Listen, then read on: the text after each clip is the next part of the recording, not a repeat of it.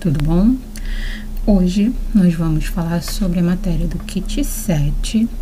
Nós vamos começar a falar sobre as primeiras grandes civilizações do mundo. Então nós vamos começar com duas delas, que vai ser Egito e Mesopotâmia. Essas grandes civilizações, elas cresceram, próximas a rios. Todas elas, até mesmo porque como estava se iniciando o processo de agricultura e de sedentarização desses povos, eles precisavam de um lugar propício para estar crescendo e se fixando. Então todas essas grandes civilizações que nós vamos ver, o que todas elas têm em comum é o fato de todas elas terem crescido próximo de um rio.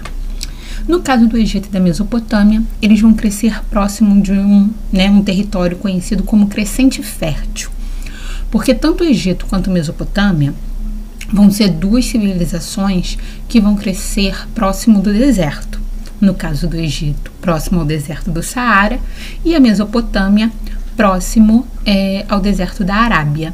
Então, assim, além do fator deles precisarem do rio por conta da agricultura, da pecuária, da pesca, e aí nós vamos ver várias outras utilidades que esse rio vai ter, como também pelo fato deles estarem cercados por um deserto. Então essas civilizações, esse território conhecido como crescente fértil, ele vai ser considerado o berço da civilização, porque no caso Egito e Mesopotâmia são consideradas as duas civilizações mais antigas, que nós vamos conhecer. No caso elas vão crescer, os principais rios que nós vamos ver aí é o rio Nilo, que vai ser o principal rio do Egito, e o rio Tigres e Eufrates, que vai ser o principal rio da Mesopotâmia. Então, próximo a esses rios, às margens, nós vamos ver aí o crescimento dessas duas grandes civilizações. A primeira grande civilização que nós vamos ver é a civilização egípcia. A civilização egípcia, ela está dentro do continente africano, ela fica bem ao norte do continente africano, como eu já falei, próximo ao deserto do Saara. E o rio Nilo vai ser aí o seu principal rio, de alimentação para essa civilização. Esse rio, ele vai ter a importância, vai ser água para beber, para pescar, para fertilizar o solo, e para navegação. Como era uma civilização muito extensa, então eles já tinham o hábito, de navegar pelo rio Nilo para se locomover dentro da civilização. A civilização egípcia, ela vai se desenvolver mais ou menos ali por volta do ano de 3500 a.C. Ela vai começar no meio de um oásis, próximo ali ao deserto do Saara. O rio Nilo, ao longo do tempo, a civilização ela vai se desenvolvendo e, é lógico, como a grande maioria das civilizações dessa época, sua principal fonte de economia será a agricultura. No caso dos egípcios, eles tinham aí as cheias do rio, então eles tinham um período certo para plantio e para colheita também. Então eles aproveitavam o período da cheia do rio para plantar, e quando vinha o esvaziamento do rio, era a hora da colheita. Então tudo tinha um tempo, tudo tinha uma hora ali exata para que isso acontecesse. A sociedade egípcia, ela vai ser dividida aí em classes. Nós vamos ter o faraó, que vai ser o líder religioso, o líder político e também o líder militar. Então, o faraó, ele era considerado como um deus vivo, ele era considerado como a encarnação de um deus. Então, poucas pessoas tinham acesso ao faraó, poucas pessoas tinham autorização para falar com o faraó, porque ninguém podia falar com o faraó. Abaixo do faraó, nós vamos ter aí os nobres, que, né, fazem parte aí das províncias, vão ser aquelas pessoas que vão estar nos postos mais altos do exército, né, normalmente são pessoas ligadas, né, à família do faraó. O vizir, que ele era como se fosse a voz do faraó, né? No caso, o vizir, ele era quem falava com o povo e com as outras pessoas, né? No caso, o faraó falava com o vizir e o vizir transmitia as ordens do faraó para os outros. Temos os sacerdotes, né? Que vão ser aí, vão seguir ordens do faraó, né? Então eles vão ser responsáveis por fazerem as cerimônias religiosas e administrarem todos os bens dos templos. E os escribas, que vão ser funcionários públicos, né, que serviam ao faraó.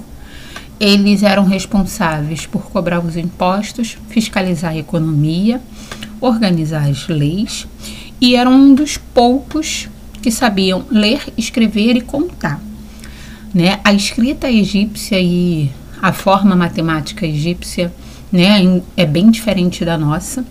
No caso, a sociedade egípcia, ela tinha uma língua que se chamava hieroglifo, né? O hieroglifo é uma escrita que a gente chama de escrita pictográfica. Isso quer dizer o quê? É uma escrita feita através de desenhos. Então, a escrita egípcia não é uma escrita como nós conhecemos hoje, através de letras. Ela era uma escrita representada por desenhos e esses desenhos representavam o que eles queriam dizer. E na matemática era bem singular, eram conjuntinhos de bolinhas, né? Então, eles faziam um conjuntinho de 9 bolinhas, porque o número 0 ele ainda não existia. Então, né, as pessoas só contavam até 9. Então, eram conjuntos de 9. A religião egípcia, como a grande maioria das religiões desse período, né, nós vamos ter aí uma única civilização nesse período antes de Cristo, que nós vamos ver que se diferencia das outras. Fora as outras, todas elas vão ser politeístas. O que quer dizer politeísta? Quer dizer o quê? Que eles adoram mais de um deus. Então, eles vão ter deuses, né, representando eles. Normalmente, esses deuses, né, no caso os deuses egípcios, eles vão ser chamados de antroposomórficos. Isso quer dizer o quê? Era uma mistura de homem, né, normalmente eles tinham o corpo de homem e a cabeça de algum animal. Esses deuses normalmente vão ser deuses ligados à natureza, né? Então, é o deus para chuva, é um deus do sol, é o deus dos rios. Então, assim, são deuses que vão ter o objetivo, né, onde eles vão adorá-los, onde eles vão orar a esses deuses, para que eles tenham uma boa colheita, para que, né, não tenha pragas. Então, assim, né, a cada momento deles, a cada necessidade, eles vão estar, né, reverenciando aí um Deus que vai ser voltado para esse período, né, para essa necessidade deles. Nós temos aí dentro da arquitetura egípcia, né, um dos monumentos mais famosos, né, que nós temos aí na arquitetura egípcia são as pirâmides do Egito, né, que são as pirâmides de Quéops, Querfrem e Miquerinino, que são conhecidas como as pirâmides de Gizé. As pirâmides, né, de uma forma geral, embora elas sejam enormes e grandiosas, elas eram túmulos, né? Normalmente essas pirâmides elas eram construídas assim que um faraó era coroado, porque essa pirâmide seria aí a sua residência após a morte, né? Porque os egípcios eles acreditavam na vida após a morte. Tanto é que essas pirâmides elas eram construídas, né, de formas grandiosas, porque ali não ficaria só o corpo do faraó, ali ficaria tudo que pertencia a esse faraó. Então, quando o faraó ele era enterrado, junto com o seu corpo iriam todos os seus pertences. Roupas, joias, muitas das vezes animais e muitas das vezes até mesmo seus escravos. Então, por isso, essa necessidade das pirâmides serem tão grandes. Como eu estava falando para vocês, né, aqui nós temos aqui uma pirâmidezinha onde nós temos, né, como era a sociedade egípcia. No topo da pirâmide nós temos o faraó. Abaixo do faraó estão os nobres, junto com eles o vizir. Abaixo deles estão os escribas, depois os soldados, artesãos, camponeses e escravos.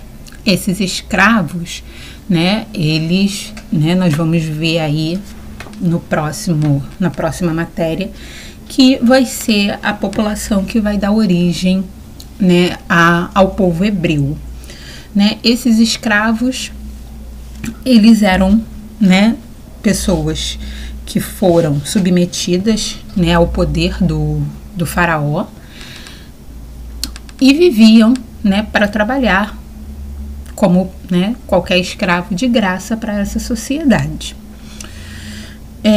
Como eu falei para vocês, né, no caso, o faraó, ele governa, ele era o poder máximo dentro da sociedade, né, era ele que tomava todas as decisões, né, o poder ele era completamente centralizado na mão do faraó, então ele exercia, né, as funções políticas, religiosas e do exército.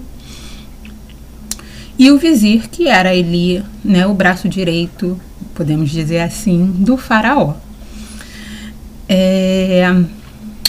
Abaixo dele nós vamos ter aí os sacerdotes, que eram os responsáveis, né, por estarem fazendo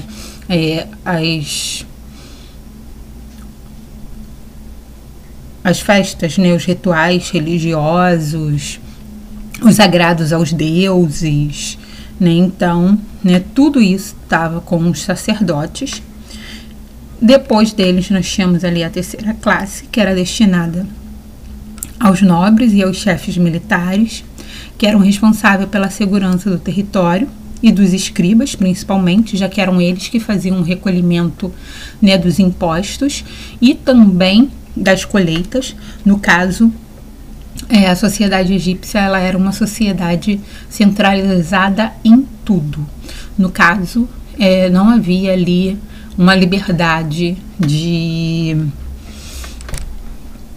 você ter o que é seu, né? O que era seu era da sociedade. Então, normalmente, principalmente quando nós falávamos de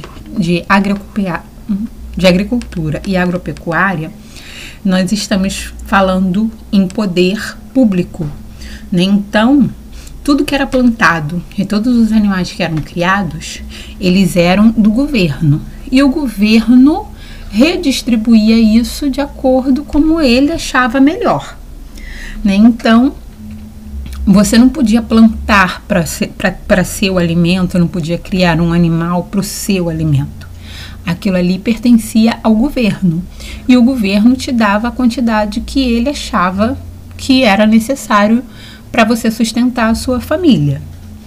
Os outros, né, no caso, as outras profissões, como os artesãos, que aí dentro desses artesãos nós vamos ter aí os coreiros, né, as pessoas que faziam cerâmica, os que faziam joias. Normalmente as joias elas eram utilizadas somente pela nobreza e principalmente pelo faraó. Até os animais do faraó, eles usavam joias. Essas joias, em sua grande maioria, vão ser feitas de ouro e pedras preciosas. E essas outras profissões, elas tinham uma certa liberdade, mas, né, um pouquinho maior do que a dos camponeses, mas mesmo assim elas ainda deviam, né, pagar impostos. Aí os impostos eles eram altíssimos, que eram pagos ao governo. Como não tinha dinheiro ainda nessa época, né, nós estamos falando aí num período antes de Cristo, o dinheiro ele só vai surgir né, de forma real, né, de movimentação de dinheiro mesmo, lá na civilização romana, né, que vai ser muito depois disso. Então, assim, eles não tinham dinheiro. Então, normalmente, essas trocas, né, a utilização de uma mercadoria por outra era feita através de escambo. Então, o escambo, né, era a forma de ter uma coisa ao qual você não tinha. Então, você trocava o que você tinha por uma, né, que você tinha sobrando, por uma coisa que você não tinha. Então, era assim que eles faziam o comércio nessa época, por troca de mercadorias, também conhecida como escambo. Na base da pirâmide, nós temos aí os escravos, que geralmente eram povos dominados, normalmente prisioneiros de guerra. Eles não recebiam um salário, eles ganhavam aí algumas roupas e alguns alimentos doados pelo governo, né? Somente para subsistência, nada que eles pudessem fazer para troca, nada que eles pudessem utilizar para fazer escambo. E, né, eles eram realmente o submundo da sociedade. Eles eram desprezados pela sociedade porque eles não tinham direito a nada, porque eles não eram considerados cidadãos, né? Só eram considerados cidadãos aqueles que eram livres, né? Então, os escravos, eles não eram considerados, não tinham direitos, não eram considerados dentro da sociedade. Como eu tinha dito para vocês, a religião do Egito, né, ela era politeísta, ela seguia mitos e simbolismos. Então era uma religião que vai ter influência aí de outras civilizações, né, de outras sociedades. Eles possuíam, né, esses deuses, eles possuíam poderes específicos, né, que poderiam ajudar a sociedade em determinados momentos e em determinadas horas, né. Um dos exemplos, nós temos aí o deus Anubis, que era o deus da morte. Então ele, né, tinha a cabeça de chacal e o corpo de homem. Chacal é uma espécie de cachorro do mato, né. E aí esse deus, ele era o responsável por transportar você depois da morte. Então, normalmente, quando uma pessoa morria, eram feitas oferendas, né, pro deus Anubis, para que ele transportasse essa pessoa, né, do vale da morte para a vida eterna. Então, se a pessoa não fizesse as devidas oferendas ao rei Anubis, eles acreditavam que essa pessoa ela ficava perdida no meio do nada, né, no limo. E por conta disso, né, muitas pessoas acreditavam, eles tinham medo realmente, né, após a morte eles ficarem presos no limbo. Então era, né, sempre reservado oferendas, joias que eram feitas para o rei Anubis. Os egípcios, eles, né, tinham aí uma arquitetura bem geométrica, onde os desenhos eles eram bem, né, as arquiteturas elas eram bem centralizadas, tinham bastante pilastras, né, até para sustentar todo esse, né, porque era tudo feito de pedra. Então eram muitas pilastras, normalmente tinham muitas esculturas, né, dos deuses, e às vezes até do próprio faraó dentro dos sarcófagos, né, dentro das pirâmides. No caso, os egípcios, por acreditarem na vida após a morte, eles acreditavam, né, que você poderia voltar um dia, né, por isso até que tudo do faraó era guardado junto com ele.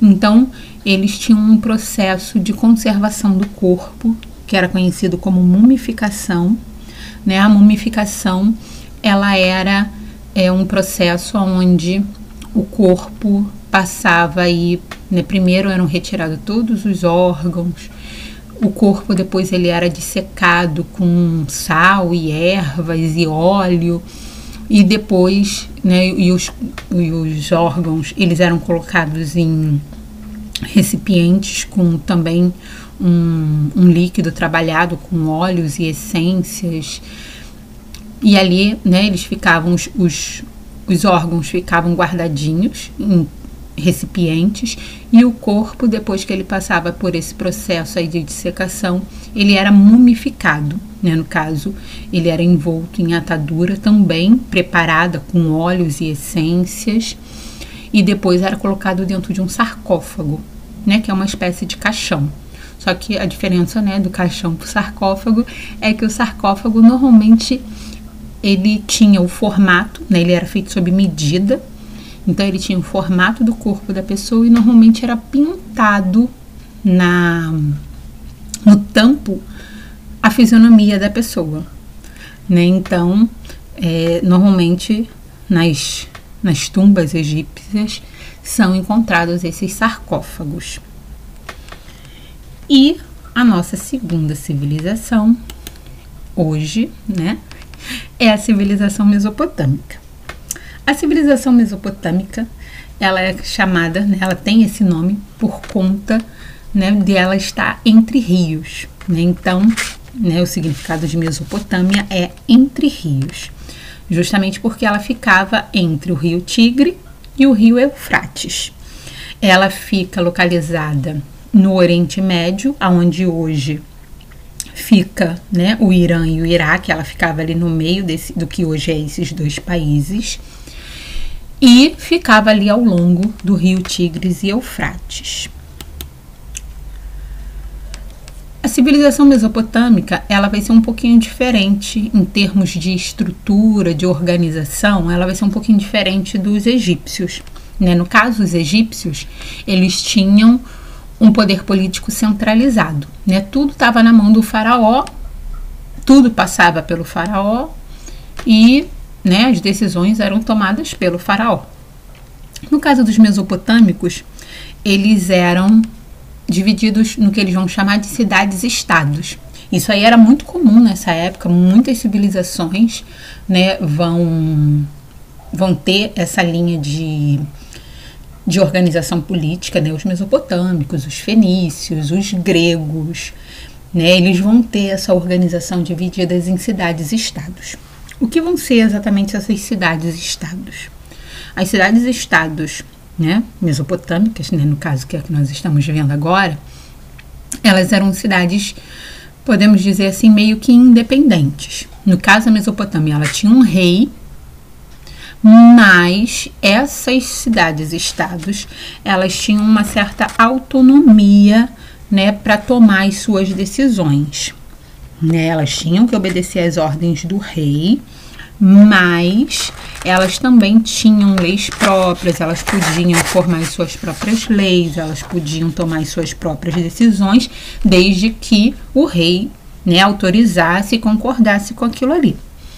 No caso aí, nós estamos vendo 4 povos que vão se destacar dentro da Mesopotâmia, que vão alternar assim meio que no poder da civilização mesopotâmica, né? Então, a civilização mesopotâmica, nós vamos ter aí os sumérios, os babilônicos, os caldeus e os assírios. Os babilônicos vão ser assim os que vão ter um destaque, né, maior aí dentro da sociedade mesopotâmica. Mas aí nós vamos ver agora um pouquinho de cada um deles, né? Como eu falei para vocês, a Mesopotâmia, ela ficava entre o rio Tigres e Eufrates. Ela ganha esse nome, né, porque vem do grego, entre rios, né? Então ela ganha o nome de Mesopotâmia. Ela fica no Oriente Médio, hoje no atual Iraque e Irã. É uma civilização que é considerada uma das mais antigas, né? Como eu falei para vocês, a gente vai começar das mais antigas para as mais novas. Era habitada por vários povos. Entre eles nós vamos ter aí os babilônicos, assírios, sumérios, caldeus, amoritas e acádicos, né? No caso, o que nós vamos ver são esses 4 que estão aí, né? No caso, os sumérios, eles se destacavam na construção, né? Eles tinham um controle, né, da água do rio, eles construíam canais de irrigação, barragens e diques. E uma grande contribuição dos sumérios foi a escrita cuneiforme, né? A escrita cuneiforme, ela foi uma escrita que foi adotada por toda a civilização mesopotâmica. Ela ganha esse nome de cuneiforme porque ela tinha, assim, meio que parecida, a escrita era meio parecida com cuias, né? Tipo meia-luas, né? Então, era uma escrita também única, né? Assim como os egípcios, eles vão ter o hieroglifo, os mesopotâmicos, eles vão ter a escrita cuneiforme, né? Então, assim, nesse primeiro momento, cada civilização, elas vão desenvolver a sua forma de escrita, a sua forma de comunicação não verbal, né? No caso dos egípcios, era através de desenhos, e no caso dos mesopotâmicos, eram através desses símbolos aí que tinham, né, como se fossem meia-luas e pontos. E cada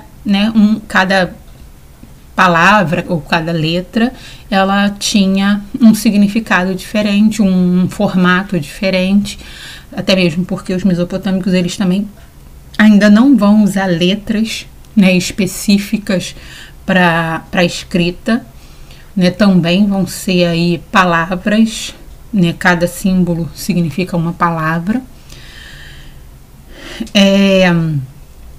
Os sumérios, eles eram, né, ótimos na arquitetura, e eles também vão ser os responsáveis aí por um dos prédios mais famosos que tem dentro da Mesopotâmia, que é a zigurate, né? A zigurate, ela vai ter aí a função religiosa, ela eram templos religiosos.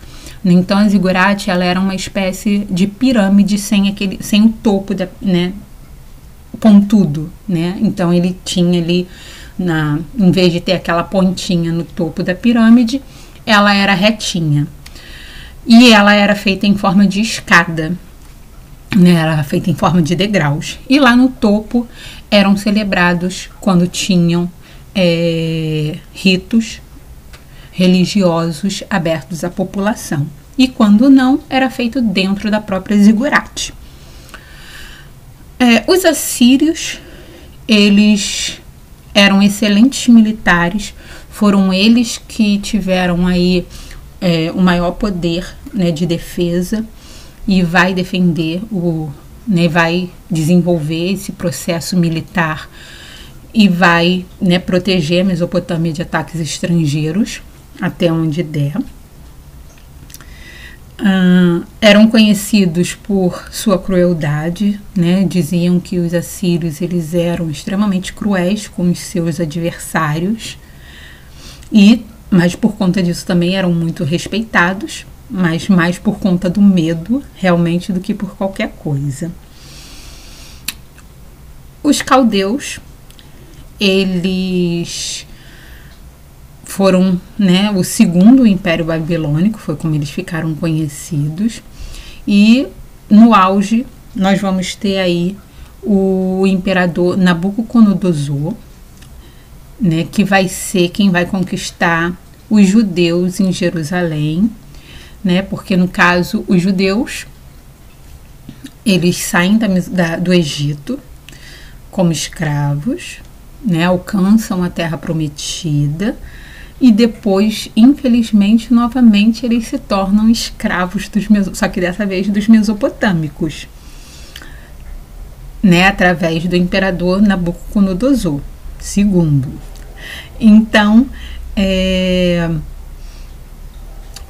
os judeus, eles voltam aí um curto período, foi bem curto mesmo, mas um curto período, eles se tornam novamente escravos. Os babilônicos, eles vão ser responsáveis aí muito mais pela parte intelectual, né, do desenvolvimento da Mesopotâmia. No caso, nós vamos ter aí a lei de Talião, né, onde nós vamos ter o Código de Hammurabi, vai ser o primeiro código de lei do mundo. E assim, o que regia o Código de Hammurabi era uma frase muito, né, que a gente de vez em quando ouve por aí, é o olho por olho, dente por dente. O que eles queriam dizer com esse olho por olho, dente por dente? Eles diziam que o mal que foi feito vai ser o mesmo castigo que você vai receber, né? Então, esse código ele foi feito por um imperador babilônico, Hammurabi, por isso vai ganhar, né, o código vai ganhar esse nome, né, Código de Hammurabi, em homenagem ao imperador. Então, você recebia a sua punição, né, do seu delito de acordo com o seu delito, de acordo com o que você fez, você receberia a sua punição. Então, se você matou alguém, você seria morto. Se você matou o filho de alguém, o seu filho seria morto. Se você roubou, você perderia a mão. Então, assim, as suas punições, né, elas estavam ligadas ao crime que você cometeu. E aí, o que vai acontecer? A sociedade babilônica. Aqui nós temos mais uma piramidezinha. Nós vamos ver muitas pirâmides sociais, né, como elas são conhecidas. Essas pirâmides, elas vão ter aí, né, como eram organizadas essas sociedades. No caso dos mesopotâmicos, eles tinham um rei, né, ou um imperador, ou chefe político. Ele era o chefe político, chefe religioso e chefe militar. Assim como, né, os egípcios. Tínhamos os sacerdotes, que eram os responsáveis pelos ritos religiosos, os militares, né, que eram responsáveis pela proteção da sociedade, os servos do Estado, que era cerca de mais ou menos de metade da população, e aí entre esses servos do Estado, né, nós tínhamos, né, os escribas também, assim como existiam nos egípcios, né, que tinham praticamente a mesma função, que era de organizar, né, eram os que sabiam ler, escrever e calcular, então eram eles que organizavam, né, essa parte de colher impostos, de cobrar impostos, né, de redistribuir, porque eles também tinham um sistema bem parecido, né, com um dos egípcios, né? Então a sociedade trabalhava para o governo. Então eles recolhiam tudo que era produzido e depois eles redistribuíam. E por último nós vamos ter os prisioneiros de guerra, né, que eram os escravos. A religião mesopotâmica, assim, né, como já tinha dito, como a maioria das sociedades, ela vai ser politeísta. Eles vão adorar vários deuses. No caso da religião mesopotâmica, eles vão adorar aí, né, o bem e o mal. Então, nós vamos ter deuses antroposomorficáticos. Isso quer dizer o quê? Eles também vão ter essa característica, né, humana e animal. Todos eles vão ser poderosos e imortais, vão representar também, né, elementos da natureza, como vento, água, sol, e cada sociedade, cada cidade-estado daquela, ela vai ter um deus representante, né, que vai ser o deus em que eles vão adorar em momentos de guerra, em momentos de seca, e aí eles vão pedir guarda e proteção desse deus. Essa sociedade, como eu falei para vocês também, elas eram divididas em cidades e estados independentes, com seus governos próprios e autônomos, mas que deviam obediência ao rei, né, da sociedade. Esse rei é que legislava, ele que determinava as leis, ele que punia, né? Então, assim, esse rei, ele era o juiz, ele era, né, o administrador político, ele era o administrador religioso, então tudo passava pela mão desse rei. E tanto o Egito quanto a Mesopotâmia, eles vão ter fim em um período bem próximo, mais ou menos pelo ano de 1539 a.C., só que com uma pequena diferença entre Egito e Mesopotâmia. No caso, a Mesopotâmia ela é conhecida como uma civilização morta, uma civilização extinta. O Egito a gente conhece até hoje, né? É um país hoje, e muito da cultura egípcia ela existe até hoje, né, da cultura antiga, lá da antiguidade, desse período aqui que nós estamos falando de antes de Cristo. Existe até hoje porque foi preservado. Por que essa diferença? Tanto o Egito quanto a Mesopotâmia, eles foram dominados por uma civilização, né, que nós vamos ver também na próxima matéria, que vai ser a civilização persa. Os persas, eles eram extremamente guerreiros. Vai ser aí a primeira grande civilização que vai dominar outras grandes civilizações e que vai ocupar esses territórios. Só que os persas, eles tinham assim uma política meio que de: se você aceitar o meu domínio, eu respeito a sua sociedade.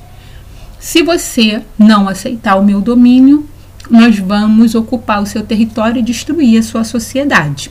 Então a diferença entre Egito e Mesopotâmia foi justamente esse.